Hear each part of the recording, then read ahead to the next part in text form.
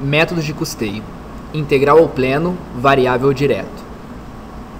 Custeio integral ou pleno. Esta metodologia, também conhecida como RKW, nasceu na Alemanha.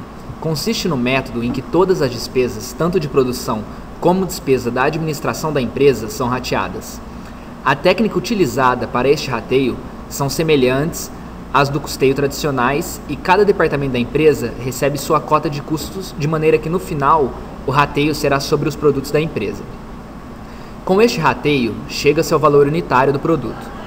É necessário esclarecer que este método de custeio é usado exclusivamente para fins gerenciais, podendo ser implantados nas empresas, dependendo das informações que se pretende. Vantagens e desvantagens do custeio integral ou pleno. Vantagens. A maior vantagem deste método é o fato de levar em consideração todos os gastos de uma organização, sem exceção. Desvantagens. Este método de custeio não faz distinção entre custos fixos e variáveis, o que pode levar a empresa a não vender determinado produto por não cobrir o custo do produto. Nesse método, considera-se a eficiência máxima da empresa. Não leva em consideração a concorrência, o que pode acarretar um preço de venda irreal, pois, para manter-se no mercado, a empresa deve ter um preço competitivo. Também não são considerados as oscilações no volume de produção e os efeitos desta no custo unitário.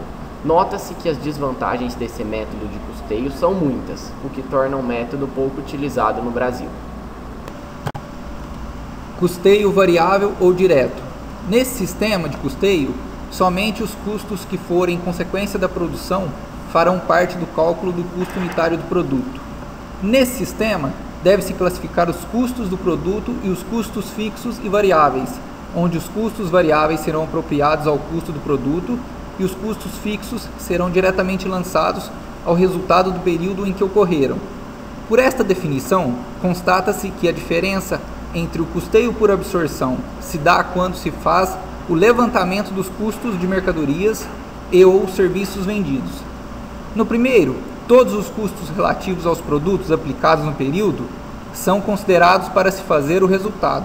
Já nesse, apenas os custos de produtos vendidos no período são considerados e os custos fixos não entram nesse cálculo, que são levados ao resultado como despesas fixas e não como custos de produção. O custeio direto ou variável não é aceito pelo fisco, pelos auditores independentes nem por contadores, embora do ponto de vista gerencial é o que melhor mostra as variações, por tratar os custos fixos como despesa, deixando os custos variáveis mais visíveis aos olhos dos gestores. Este método fere os princípios contábeis, pois apropria os custos fixos de produção como despesa, dentro do período independente de sua venda ou não, pois o princípio da competência prevê que se deve apropriar as receitas e delas deduzir todos os sacrifícios envolvidos na sua obtenção. Então, fabrica-se hoje, incorre-se o custo de fabricação hoje, porém a receita pode não ser de todos os produtos fabricados. Pode-se vender boa parte da produção em outro período, daí a não aceitação deste método pelo fisco, pois não seria correto lançar todo o custo fixo contra as vendas de hoje se parte da produção ficou em estoque. Do ponto de vista da gestão, a empresa pode fazer a apropriação pelo custeio direto e, ao encerrar o exercício, faz-se os ajustes necessários no resultado para o levantamento do balanço e DRE do período. Vantagens e desvantagens desse custeio. Vantagens. O impacto dos custos fixos nos resultados é salientado porque o total desses custos aparece no demonstrativo de resultados. O custeio direto adapta-se melhor aos instrumentos de controle da organização, tais como o custo orçado e os orçamentos. O lucro líquido não é afetado por mudanças de aumento ou diminuição de inventários. É mais fácil para os gerentes industriais entenderem o custeamento dos produtos sob o custeio direto. O custeamento direto possibilita mais clareza nos planejamentos do lucro e na tomada de decisões.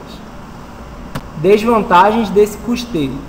As dificuldades encontradas na separação entre custo fixo e custo variáveis são uma constante. Os erros ou inconsistência na classificação dos custos e ainda as mudanças dos custos variáveis tornam esse custeio limitado. Na prática, a separação dos custos fixos e variáveis não é tão claro como parece. O custeamento direto é um conceito de custeamento e análise de custo para decisão de curto prazo. Aqui está um exemplo prático do custeio integral ou pleno.